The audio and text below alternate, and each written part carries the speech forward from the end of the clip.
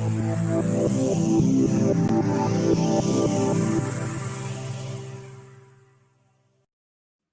hello, everyone, and welcome. My name is Tommy Hensel, and I am the director of the Fine and Performing Arts Center at Moraine Valley Community College. Moraine Valley is located in Palos Hills, Illinois, just outside of the city of Chicago. Like everyone else, in March of this year, we were forced to close our doors.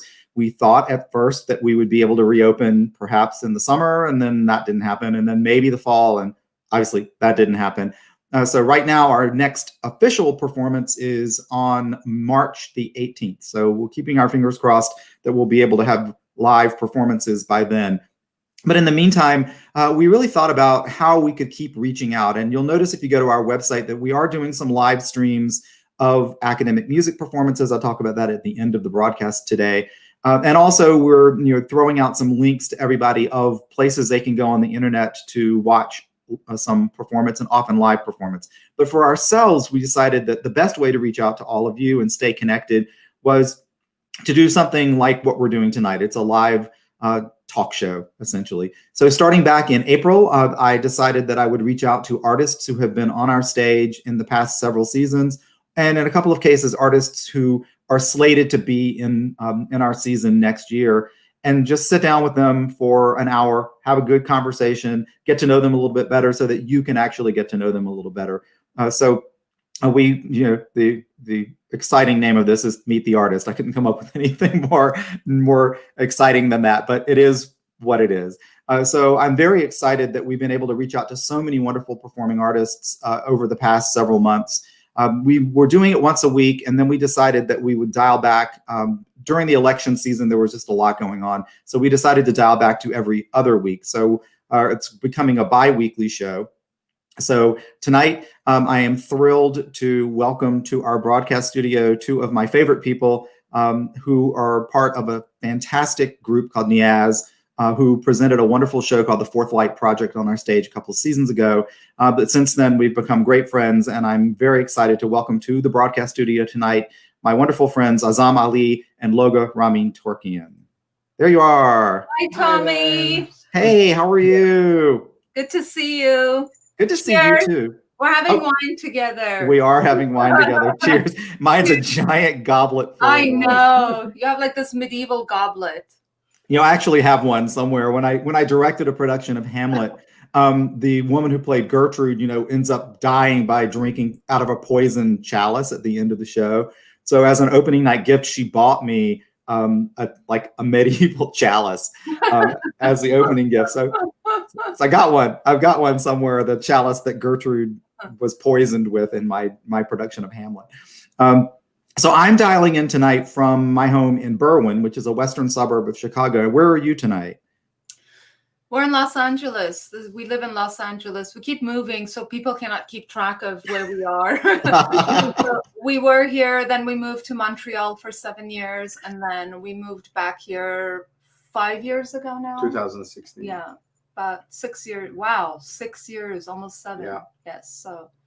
Awesome. Yeah. And in full disclosure, I have to tell everybody who's watching, I've actually been to their home and had dinner and had wine on the back veranda. So it was an honor to have you as our guest in our home. Yeah. But what was awesome is that, you really honored me because you laid out this amazing spread that was all really authentic Persian food that much of it I had never eaten before.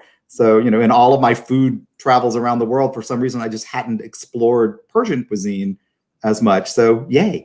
In full disclosure, you have to tell the audience that you are officially a food critic as well. That's right. Actually, because I'm seeing a lot of names I don't recognize. So these must be friends and fans of yours. Yeah. So in full disclosure, you have to introduce that part of yourself and that you are a wine connoisseur. So cooking for someone who basically every night is a critic of meals and eats is no small feat, Well, sadly, like the theaters being closed, the restaurants have been sort of shut down too. So since the pandemic started, I've reviewed 4 restaurants. Normally it would be like 1 a week. So for people who don't know me, I have a side gig as a restaurant critic for a website called yourchicagoguide.com. here in Chicago, and I'm in my third level of the Wine and Spirit Education Trust training. So I'm getting my wine certification now as well. So I'm diving into the food world while I can. That's wonderful.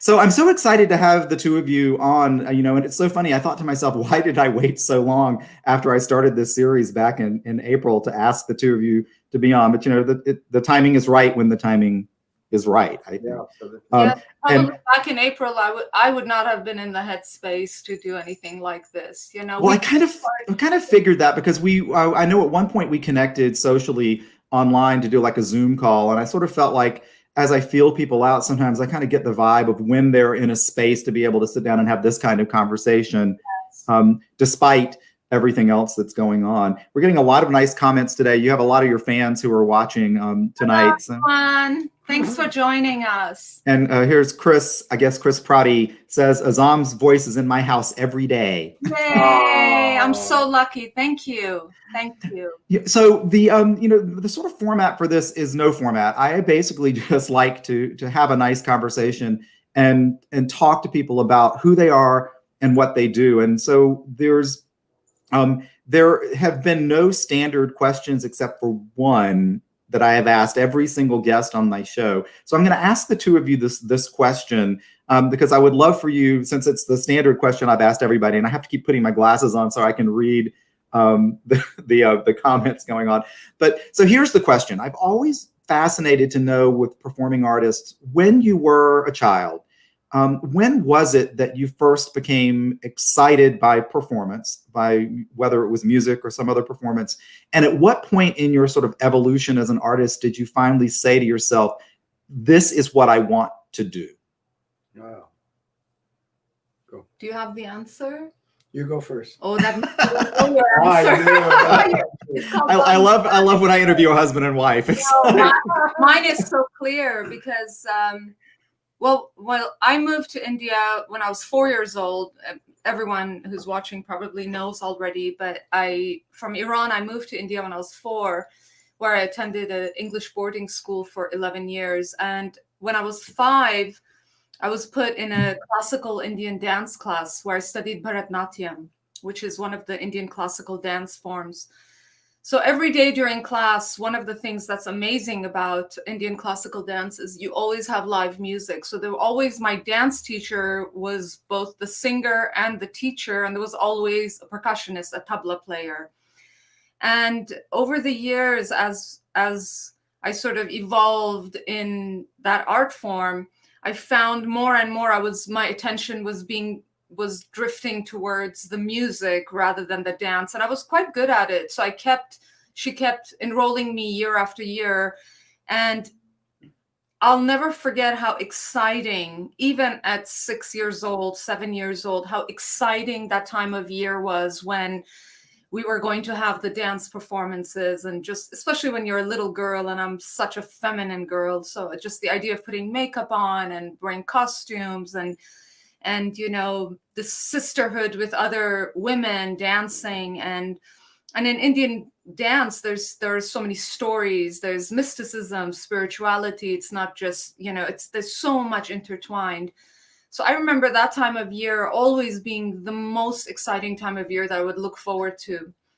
So those are my earliest memories. And I knew when I would go on stage, something would happen to me. It was like, it's something that I can't really describe, but I still feel it even to this day, where I no longer feel like Azam anymore. I don't feel like I am who I am. I feel like some other entity, something much bigger than this flesh and blood and, this sort of prison that I'm in. So that's, I think, my first love affair with performing began. That's very interesting. I never heard that full story before. You never asked. It takes me to ask these questions. It's always like that. So, Loga, what about you? Actually, at the beginning, my brother-in-law is a very fine violinist. He's also a doctor, but he's a violinist. And I remember as a child whenever he would play live in our house, I was very much mesmerized by it, and took my 2 years to convince my parents to actually buy me a violin, because in Iranian culture there is a stigma about kids becoming musicians is not as welcome. Finally they gave in, and I never forget, I must have been my third violin class, and I was around 11 years old, and the teacher taught me how to play Jingle Bell. And as I was playing it, something happened inside me. I felt like I'm this amazing violinist, this virtuoso. It was such a sensation that took over me. And for me, actually, it was not so much that I wanted to perform. I wanted to play. I wanted to express myself. So I really became to music as a recording artist. It took me a while to take a liking into perform on stage. At the beginning, it was just too much pressure, too much of just performance. Mm-hmm. It was much later in my career that I began to embrace it. And even today, I embrace it as a team. When we go up there, what really becomes for me amazing is that I always feel like a basketball team. We are a group that we go up there and collectively we express something that it is beyond just me as a single voice. And that excites me. And when I, hear a passage from Sinan or Azam, does a line or something happens there and you react to it and the audience is there and you feel their energy, then it becomes an affirmation. And constantly that affirmation is something that keeps me going.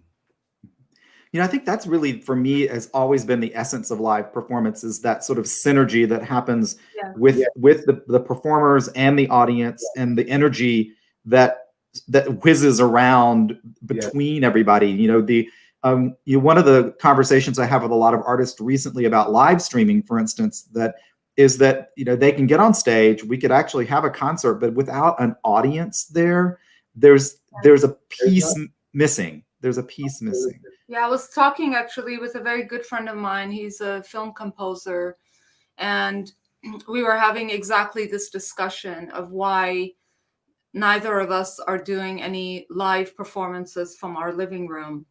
And the conclusion we reached was that music or performance it's not a monologue, and it's 100%, not even 99%, 100%. It is dependent on the synergy and the synthesis between a listener and a performer. Yeah. And you can go on stage as a performer. I've performed now so many times. I could not count. And I can tell you, when I come on a stage, within the first 20 seconds of a song, I can feel the audience, and I know exactly what kind of experience I'm going to have. I know if they're connected to me, if I'm connected to them, or if I'm just kind of this, or when I say I mean really we, if we are this museum piece. Sometimes when you're a performer, you feel like you're just an object in a museum, and people come there and they observe you. And then there are times when you perform and you can feel that they're there to experience some kind of a communion with you almost. Mm-hmm. And this is what makes me want to go on a stage. I don't really, honestly, it's strange because people think I'm a good performer, but it's my least favorite aspect of creating and composing. My happy place is really writing and being in a studio. I would be happy to be a producer full time, but I only go on stage to experience because it's also, even in your work, I know you have a team of people around you that you see every day, but our work is such an isolated work. Mm-hmm. So when you go and perform, it's the one time that you have a chance to connect who you are and what you do to the people who are receiving what you are doing. So without this synthesis, it becomes something so dead for me that I just cannot sit in my living room and perform for a camera. I just can't do it. Yep. It's funny because I as a singer myself, I find that, like you, when I walk out on stage, particularly if it's just me solo with a piano, let's say, or even a combo, that I become someone else. It's it's like I'm channeling some other person, and it's almost like I'm outside of myself watching this performance happen. And when you're connected to an audience and something happens to sever that connection, it can be something stupid like a sound, distracts people or whatever. It's a physical sensation. I feel it physically in my body when that energetic connection is disrupted. And it's for people who don't perform, they may not understand just how visceral that is. So I get it. I don't think I would be happy performing in my living room. This is fine. Talking is good, but Actually, the other side of the same coin is that, like, during a sound check, we are all there, and I felt it in myself and even in other musicians. Even if one person, one audience walks into the room, into the hall and sits, the entire energy changes. Mm-hmm. And suddenly everybody performs differently. As something happens, it's a kind of it locks. So it's, as Azam said, performing in your living room is just like such a void, it never can provide the same fulfillment as an artist. And so therefore it becomes very much just commercially driven. And that begins to kind of bring a lot of other things into question. I mean, I know I'm a very opinionated person. You know this about me, Tommy. Yes. That's one of the things I love about you. Because you're the same way. Yes, I'm pretty opinionated too. Yeah. But I just want to preface all this conversation by saying that my views are not an indictment against any artist who has decided that this is how they want to experience this pause in humanity. But for me personally, it just doesn't work, because it's also the nature of the kind of work that we do. The kind of work that we do it's very transformative, and so it needs an audience. It needs people there who are coming to have a transformative experience. It's not just, we're not entertainers in that sense. If we were entertainers, perhaps it would be easier to just get behind a camera and perform, but I don't really think of us as entertainers in that sense. So we have a couple of great comments. I just wanted to elevate a little bit. Court Sourwine says that that they play your music often on their radio show, homegrownradionj.com. So in New Jersey. So yay for that. And then we also had a question. Chris asked, do you ever play for each other? Does that have the energy that you need? To play for each other? Mm-hmm. Can I answer that? I'm afraid. No, we do. No. If each one of us is working in the studio, inevitably we need to go get the other one and come and say, hey, listen to what I have just worked on. And bringing that person into the room makes you hear what you just wrote differently. And although that we don't literally play for each other, but having a presence of another person creates that shift of consciousness and makes you hear what you just did very differently. Interesting. Somebody just gave a shout out to your instrument collection on the wall behind you. Thank you.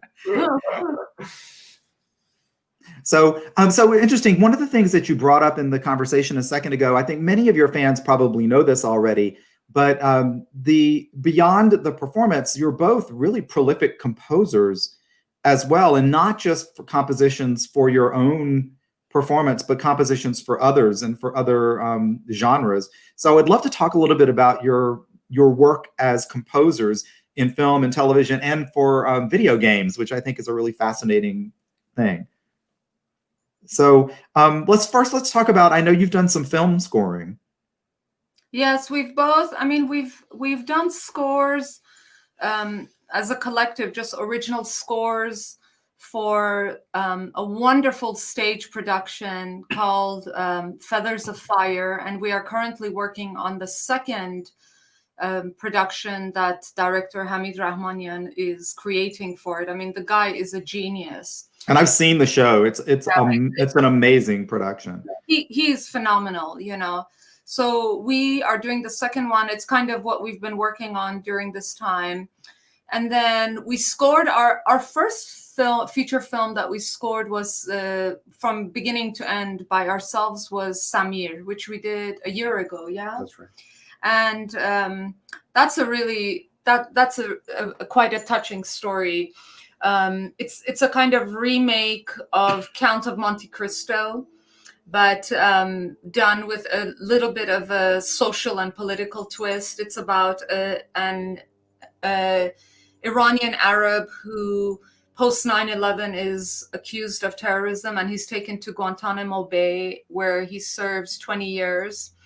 And then he's cleared, and then he comes back to exact revenge on those who set him up. So it's a kind of interesting story. So that was really nice that we got to score our first film. But it was also, for me, I think we can both talk about that. I mean, I have very candid conversations with you, but I sort of came out of that feeling that I enjoy being a guest performer and contributing as a composer kind of on the side, much more than being in the trenches. It's very, very demanding work because I'm such an emotional person, such an emotional artist, and I become attached very quickly to something that I write that has come from my heart. And you cannot survive in the film industry like this because 90% of the time, director or producer is going to come and tell you that this cue that you just poured your heart into is completely wrong for the scene. Yeah. And you have to go back and just start all over again. And Loga is incredibly pragmatic. He has this capacity more than anyone that I know to completely detach his emotions. You can sit and criticize his entire album. You can critique it. And he will have no emotional reaction to it because he's able to sit there and listen to it from a very pragmatic standpoint. Whereas I'll just break everything. So, you know, it's we're very different personas. So all this to say that when projects come, we assign them almost to one another. We say, okay, you are going to spearhead this, and I'm going to spearhead that. And I think my strength much more is in songwriting and producing rather than so much composition.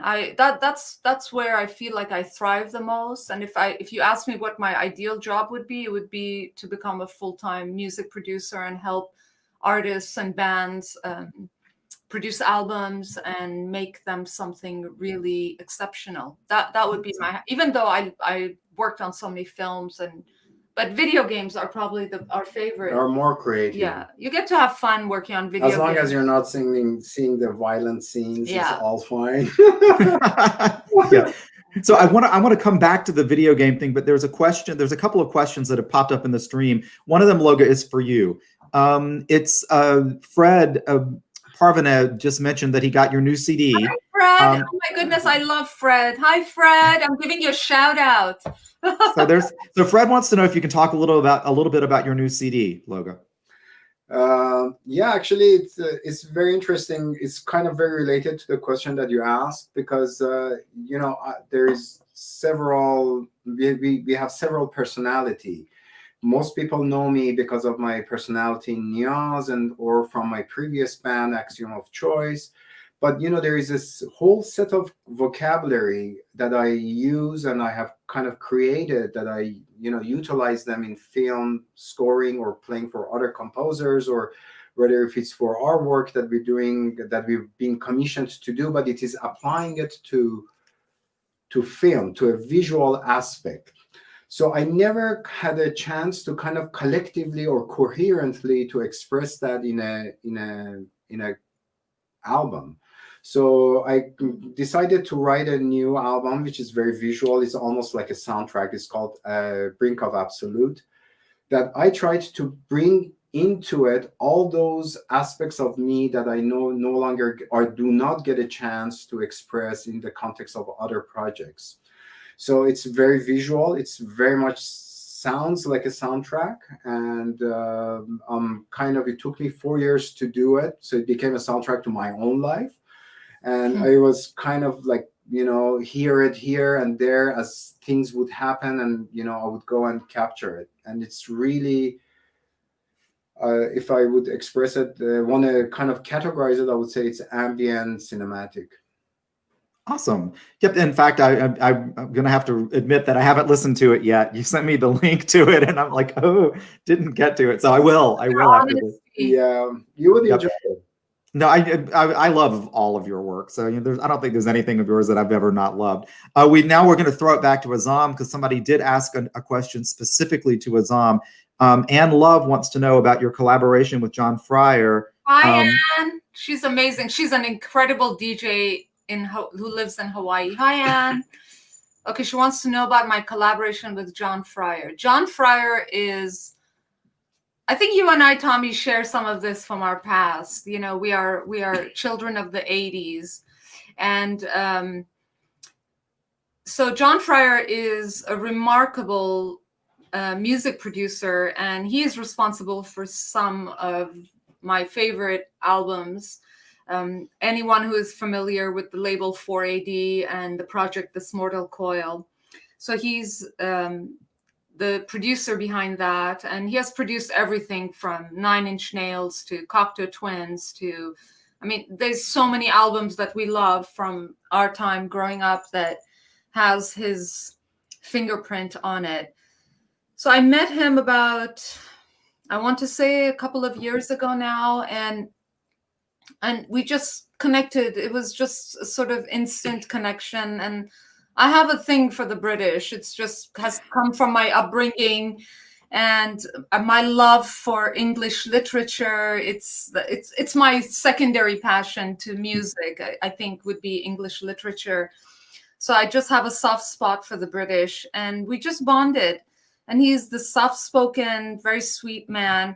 So we decided, let's just do a song together and see what happens. And now we are about 4 or 5 songs in, and it's just magical. So we decided we're going to produce an album together, which is going to be released next year. Great. And it's for any fans of 4AD or This Mortal Coil, I think they're going to be very, very happy. That's awesome. Yeah, I think you and I share that love for the Cocteau Twins and yes. that music from that sort of new wave music from the 80s. From the post-punk. It really rose from the post-punk era, and then it sort of intersected a bit with the goth scene. But it really was a sound that kind of came from the post-punk movement. So we have an interesting question from Ricardo Garcia. Says, is there a song that you feel proud beyond all others? If someone didn't know your music, which song would you tell them to listen to that you feel the most proud? He said his is Dirtly. Oh, wow. Wow, interesting. I'm always interested. Hi, Ricardo. You never ask an artist to choose their favorite I know, it's like choosing your favorite child, right?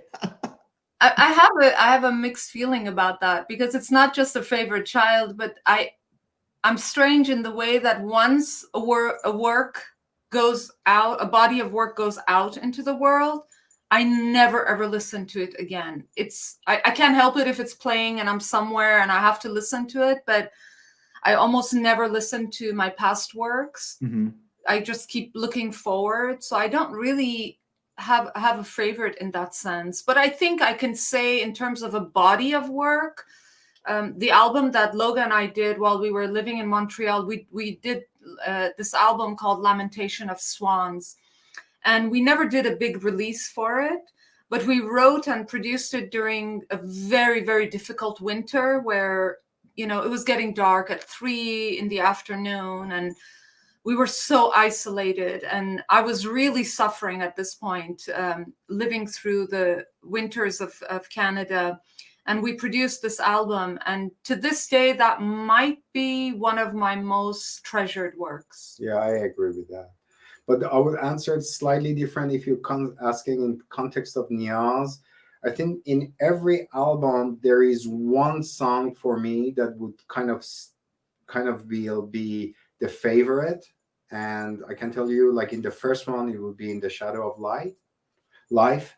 That one was really, in the first album, my most kind of cherished song that we did. I think in the second one would be Tamanna. And in the third one would be The Taste of Love, Tamesh. Awesome. So we're getting a lot of shout outs about that. Victor says also Roseland is good. Oh, hi, Victor. Yes, Roseland never had its proper release. It's an album I did. It's a rock album, a rock and ambient album that I did with one of my oldest friends, Tyler Bates, who's now a big film composer. And we met at the beginning of our career, and as we were working, we wrote this album together that never really got its moment in time. But it's kind of become this cult favorite that those who have found it treasure it. And I wonder if we'll ever release it properly. So thank you. Thank you for listening to that album. So Jen Silver had a question, which actually was sort of on my mind as well. With Feathers of Fire, did you ever tour with the show to do the music live, or was it all recorded? No, it's always pre-recorded because it's already a huge production. And, you know, it's one of those productions that falls in the cultural viability rather than commercial. Mm-hmm. And so therefore, you know, budgeting and having live musicians is having it, and on stage, it requires a tremendous financial commitment from a presenter, which, you know, is not really there. Which I've thought about presenting it, as a matter of fact, and I couldn't afford it. I wanted it, but I just couldn't afford it. It's a massive production as it is, you know. Yeah, it's a beautiful show. Since it's funny because a lot of times when I have these conversations with people, the audience is not very loquacious, so I don't get a lot of questions. And suddenly there's all these questions tonight. So I'm like, hey, you know, I might as well hit some of these high points that people are asking. Adeline Durazo is asking about your collaboration with Sinan, and who I think is stunningly talented. Are there any plans to produce with Sinan again? Well, he has joined the band. He's an official member. Did you miss you may have missed. Oh, that's right. Yes, we made him an official member. I think, when was it? A few months ago. Not a few months, longer, I think. I think 6 months ago, we made the official announcement. So he's now part of Niyaz. And it is really an honor for us because he is one of my favorite musicians in the world. One of the most amazing artists I have had the honor to work with. He blows my mind, and anyone who meets him or hears him live feels exactly the same way. He's just sheer magic. So he is part of our group now. So we are now writing. We started the new Niyaz. So we are making the official announcement with you, Tommy, that we have started a new Niyaz album. We are 2 songs in. Yay! It's going to be another multimedia show, but a new level of, because, you know, the technology is moving so fast and evolving. So already the Fourth Light is a bit kind of old in terms of where the technology is at now. We will still work with Jérôme de la Pierre, the French visual artist that we created the Fourth Light with. But we're writing and producing the entire album with Sinan as a full member. Wonderful. That's so exciting. And I'm looking forward then to seeing sort of the new Niyaz and the sound that's going to be coming with that. I do want to talk, even though, I mean, I know you mentioned that the technology has moved on, but I still feel like the Fourth Light project is just an extraordinary thing. And that's how we first met, was through the Fourth Light project. So I'd love to talk just a little bit about that. I've got a video to show about the Fourth Light project. So what I'm going to do first is I'm going to share that video with people. It's the video that we made at Moraine Valley when we were when I was interviewing you and asking you questions about the technology. But then I want to come back and talk a little bit about that show and, you know, sort of where it came from. essentially, and what it means. But let me do. I'm gonna have to put on my glasses. I always hate having to do this. Okay, I have mine here, Tommy. So don't feel bad. I know. So let me do a quick share screen, and we're going to show this video. So just so everybody knows, when Niyaz appeared at Moraine Valley Community College, they were performing the Fourth Light Project, which we're going to see a little bit about now. But part of that project was grant funded, and we were asked to interview the artists about the show so that we could create an actual video as part of our final report for the grant, essentially. But we decided if we're going to do it, we might as well do it right and do something that's a really nice quality video. So I feel like that our multimedia people at the college put together a really nice package with this video. So I'm going to do a screen share, and I'm going to show this video, and then we'll come back and talk about the Fourth Light Project. And I'm doing this all alone, and I'm not technological. You're doing an amazing job, Tommy. No disclaimers. Here we go.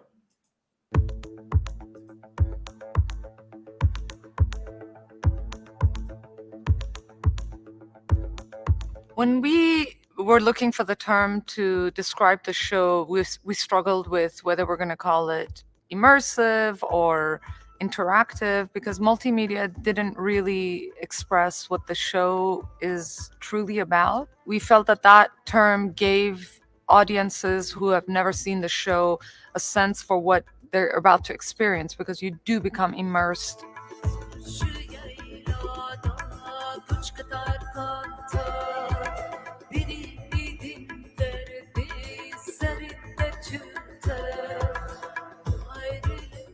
It was not until we met Jérôme de Lapierre, the visual artist who we created the show with, that we immediately knew that we could adapt what he was creating to a live musical performance. Trying to enhance our experience through technology is nothing new to humanity. And now we are at the age that the digital world allows us to enhance further the experience of an audience and the performer through incorporating elements that can be digitally manipulated in real time. And that creates a synergy. So in my opinion, it actually does not take away. It really does enhance it, because it is in synchronization with everything else that happens on stage.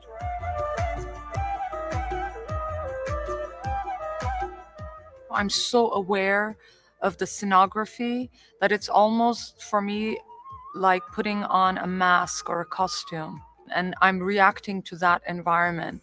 I don't perform the same way when I'm just doing a regular show. I have noticed that I'm constantly aware of the bigger picture of what's happening around me. We decided to go with these ancient elements because it kind of was in harmony with the music as well. You know, our music really is a mixture of old poetry, old folk music, and brought into a sort of modern context with electronic music.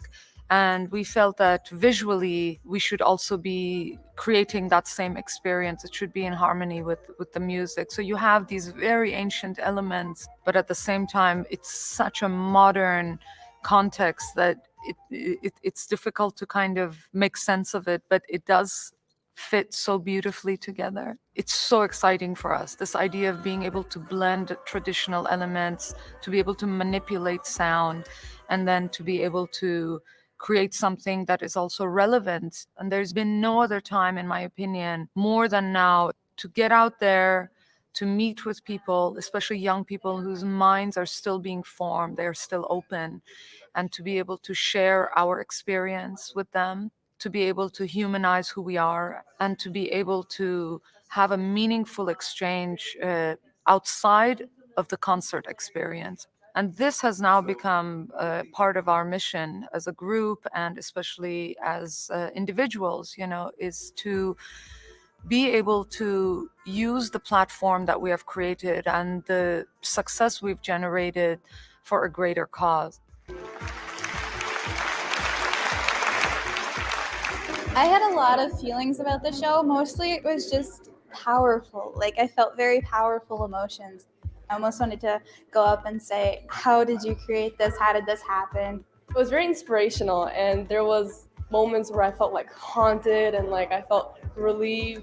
the whole piece originated from part of the world that I am not connected to, and then being able to connect that with my faith as well. I learned a new story tonight that I didn't know.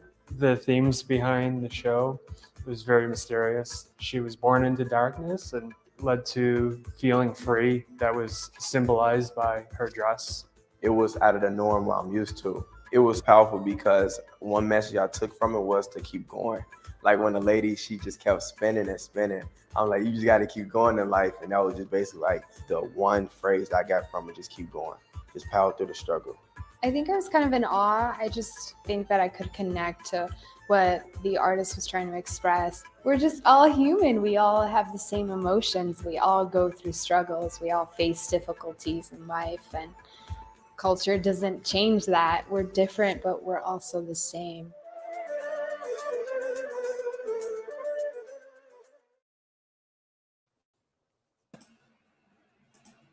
That was so nostalgic. Oh my I know it really was. I'm having palpitations. Oh my goodness! Oh Made us my. miss performing. Yes. Oh, That's what we did with you was, it's not just you go and you do a show and the next morning you pack up and leave. When you do a residency at a college or university, it's, every day you're seeing the presenter, every day you're interacting with professors and students, and this all culminates into this very visceral performance. And by the time you're on that stage, half the people in the audience are people that you have been sort of exchanging with in the past few days. So it's an unbelievable experience. I mean, I live for this, I live for that connection. I know, and seeing, it's actually, I haven't watched that video in a while, and seeing my theater from backstage and from them, I was like, oh crap, I'm getting kind of depressed that that beautiful theater is sitting there. Yeah, but even seeing Randy's class, Professor of Humanities, I had such an amazing time, speaking in his, we had such an amazing time, and Randy and I have become extremely close friends. So so many, Professor Was, I mean, she is another really close friend. So we formed these incredible, I'm hoping, lifelong bonds with other human beings just by doing what we do. This is the part, the arbitrary part that you never take into consideration when you start doing the work that we all do, Yep. Oh, and Amani Wazwaz wouldn't tell you this because she never toots her own horn, but she was just voted as the master teacher of the year at the college for this year. Oh, nice. Congratulations. She deserves it. That woman is so brilliant. She's deserved it for years. And so I'm so happy that she finally was, got it. Thank you for letting me know. I'll write to her. Yeah, please do. She of all the faculty members, I mean, there's so many faculty members that were helpful and have reached out, but she is in a whole stratosphere by herself of being supportive of the work that we do at the Fine and Performing Arts Center, not just through the program like the one you were involved in, but everything since then. She's just a stunning force for our students. And I think, it's great when people like that are rewarded. Teachers, I don't think, get enough reward sometimes for the hard work that they do. Yeah, I agree with you on that. It's a combination. I know, Tommy, you and I have had this discussion while we were doing our residency with you, and also as friends, just, conversing. But to give her even more credit, and even, all the other teachers who participate in the performing arts in the sense where they really are willing to incorporate their academic work. That the true transformation of society happens when you are able to combine art with education. This is where you transcend sentiments like empathy, and you create true agents for change. Yep.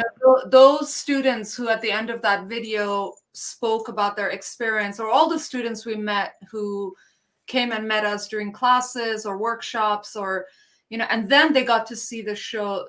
Those are students who will carry this experience with them in their life. Absolutely. They have now become agents for change. They are not. Yes.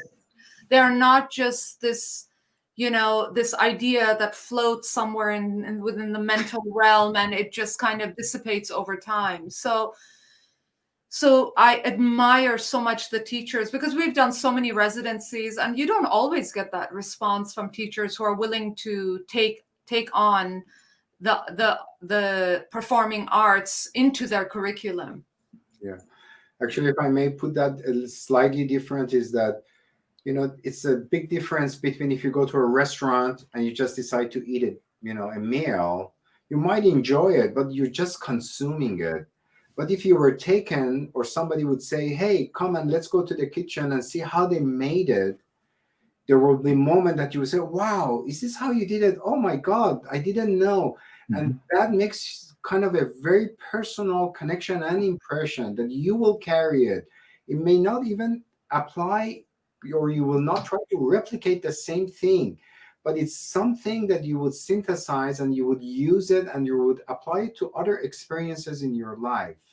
And I really feel every time we are given a chance to go to a class and share an experience, there is a part of that student, hopefully, if we touch, then they're going to take that and apply it to themselves and say, oh yeah, I had a same kind of a situation or same kind of experience, and now I can look at the same experience from a different angle.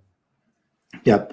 It's and one of the things I often tell people is that I think one of the things that's very powerful about art, whether it's performing art or visual art or literature, is that at its core, I believe art is subversive. And it's in a good way, because there's no way that you can experience a moment of art and not be a different person afterwards. You are changed in some way, and it may be very subtle, but over time, those subtle shifts become not so subtle. And I feel like that's the power of the work that you do. I'm leading to a question that somebody just asked.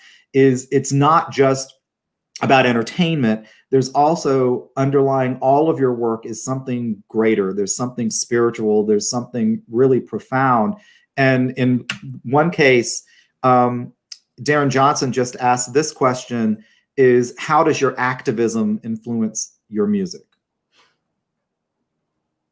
Because it's there, it's there, but it's not. It's interesting to me is it's never overt in the sense of being polemic. You know what I mean? I never feel like when I go to one of your concerts or listen to your music that I've just been taught something or talked to about, but I feel that there's something there that's made me different. Well, I think we should both answer that, because it's different. It's a lived experience that is different, I think, for both of us. But when people ask me, I'm so outspoken about social and political issues that I care about, and I have a lot of critics, a lot. And whenever I meet those critics, the way I respond is that I am who I am. My expression is what it is as a result of the political and social influences I have had. I would not be an Iranian artist in diaspora creating the kind of work that I create if it wasn't for, let's say, a revolution in Iran and for all the experiences that brought me to this point. So I cannot sever myself from this reality that has made me who I am. And it is always going to be at the core of my expression. So there is always an element of activism, because art, to me, in its highest form, in its greatest function, should transform society. It should inspire you. It should challenge the sensorium. It should make you. It should alter the apparatus of sensation in the body. It should make you question how you perceive things, how you interpret things, and ultimately how you experience art. So that's kind of what drives me, and that's never going to change. I think that's very well said, by the way. I think it's very interesting. If I want to be very, very honest, I came here to United States in 1979 during the hostage crisis. And yes, I'm that old. But the reality is that... Me too. So. But the reality is that at the very beginning, I was already kind of planted in a circumstances that I had to constantly explain myself as an Iranian immigrant. And that manifests itself the way at the very beginning of my career, musical career, artistic career, that I wanted to kind of defend my identity as an Iranian. That over time changed. And the nationalistic ideology kind of went out the door, because I really realized that I no longer even belong to Iran or to any nation.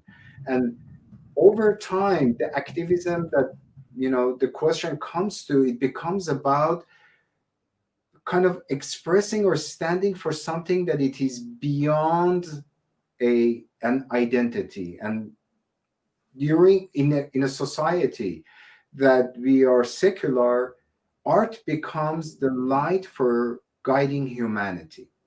And I think that becomes my goal, and the force, the affirmation that I tell myself, that we go forward, we do things because we need to be a mirror for our society that reflects humanity.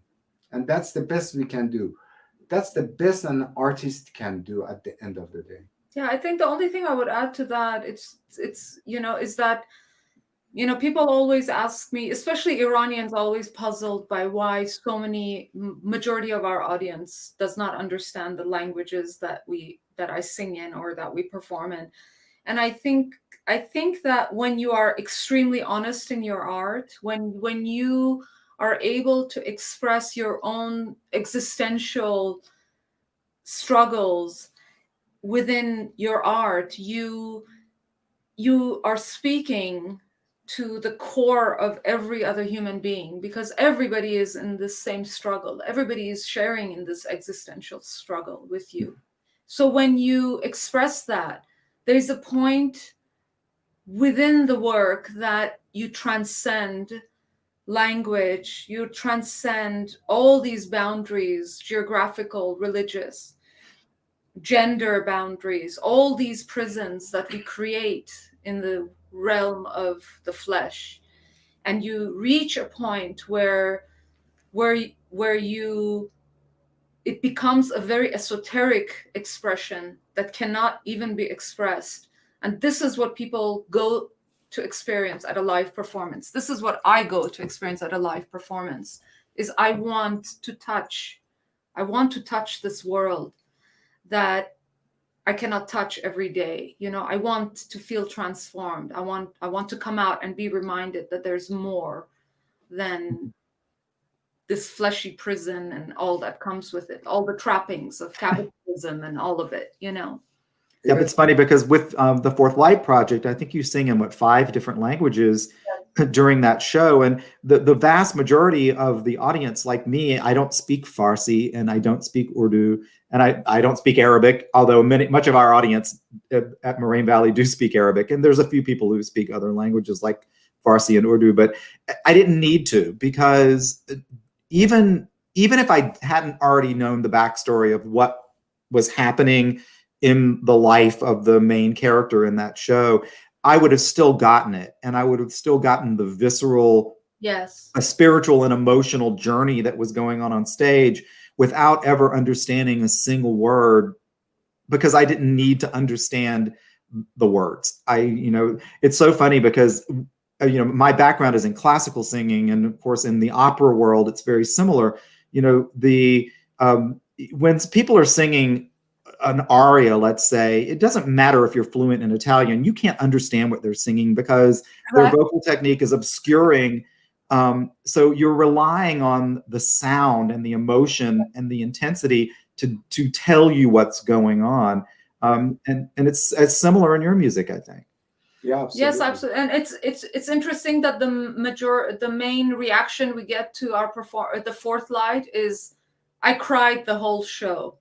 And this is people who do not even understand what I'm singing about. So it's doing something. Yeah. Doing something, it's churning something so deep within people. And this is the gift we have as artists. It's a form of sorcery in many ways that even we do not understand, and we have to harness this in a positive way because you are influencing people. So so it's interesting. We have a question that popped up that kind of shifts our conversation briefly. Jen says, I'm in love with your fine art. I would love to get one someday. My favorite is Lady of the Lake.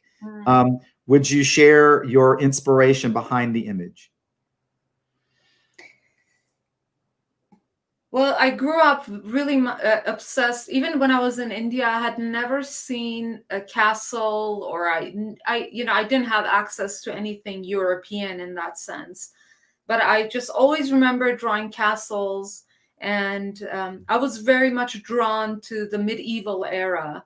So when I came to America when I was 15, it was my first time when I had access to literature and artwork from this era. And one of the first books I read was The Mists of Avalon. Have you read that? Yes, I have. It's been 20 years, but yes, I loved it. For me too. And I read The Mists of Avalon, and this book was just so amazing for me. And when I created that image, I really had The Mists of Avalon in my head. So it's kind of inspired by that. Yeah, because you have a jewelry line as well. Yes, I'm a Renaissance woman in every. You are a Renaissance woman. It's always something. Part of it is, people see me as a Renaissance woman, but I think I'm just kind of all over the place. There's so much I want to do, and I never feel like I have enough time. That's why I don't like to watch TV or movies anymore, because I sit for about 10 minutes. I say, okay, I'm going to just sit and watch a movie now.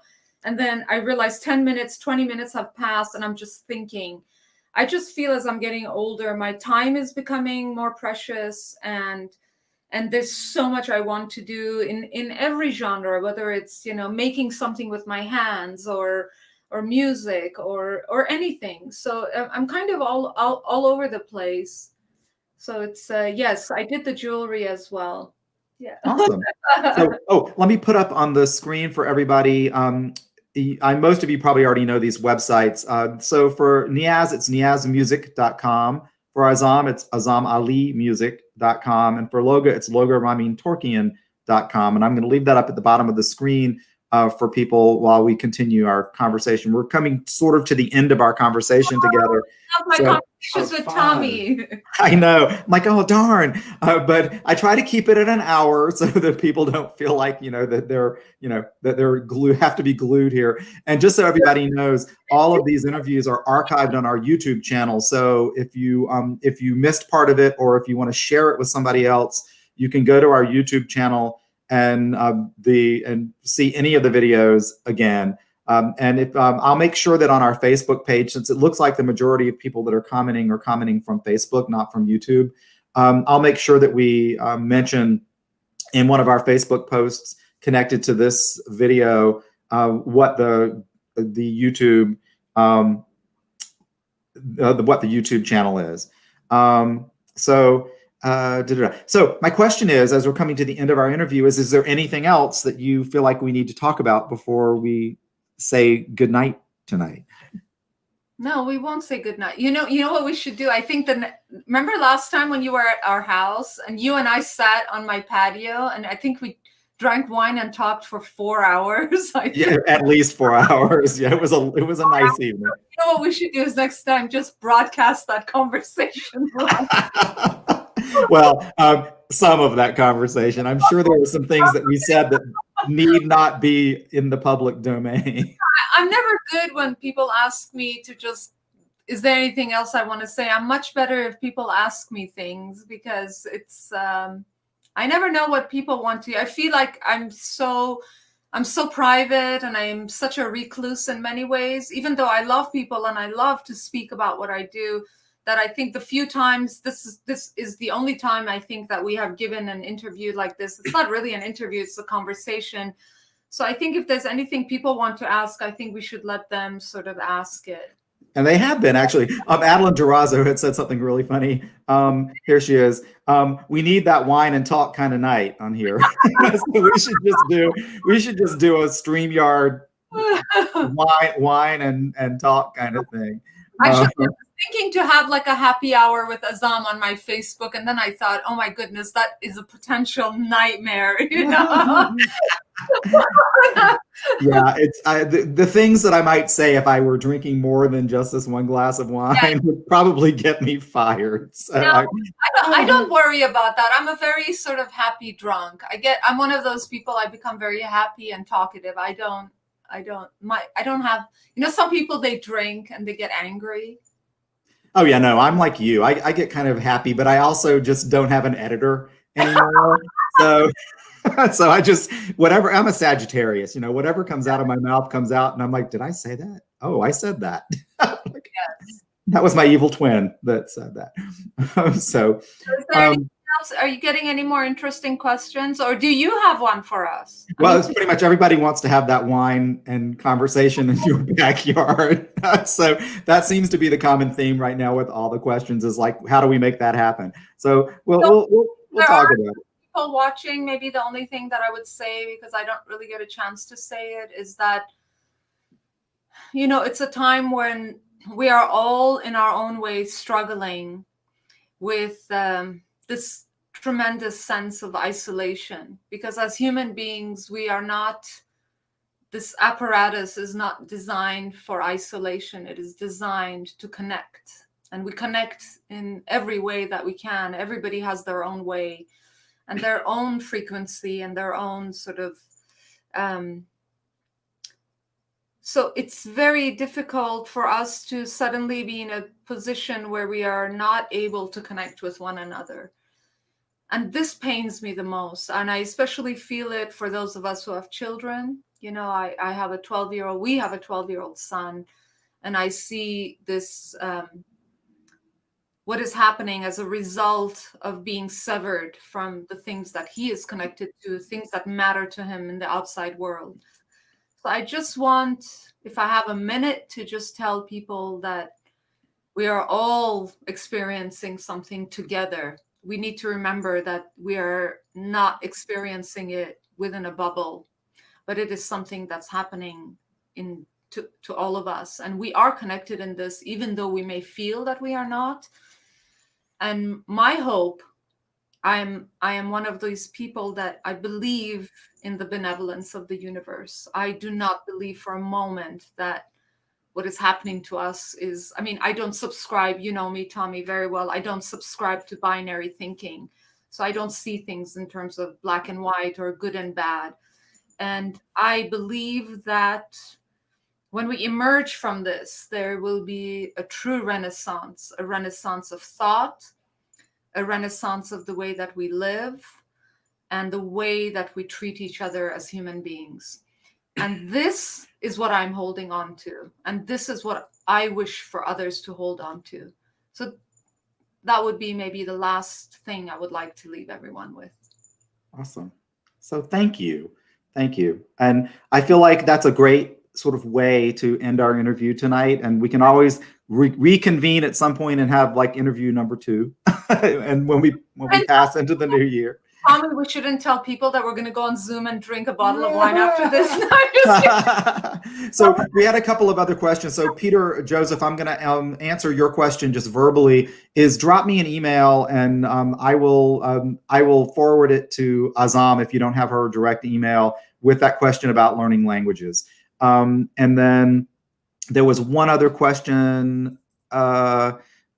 Mark Greenwood, same thing. Mark, if you can drop me an email, I can forward. If you don't have Azam or Loga's email about the writing process, I will send them that your question as well. So I just want to say thank you so much for taking so much time to chat with me. Tommy, thank you. And anybody who has questions, feel free to send them.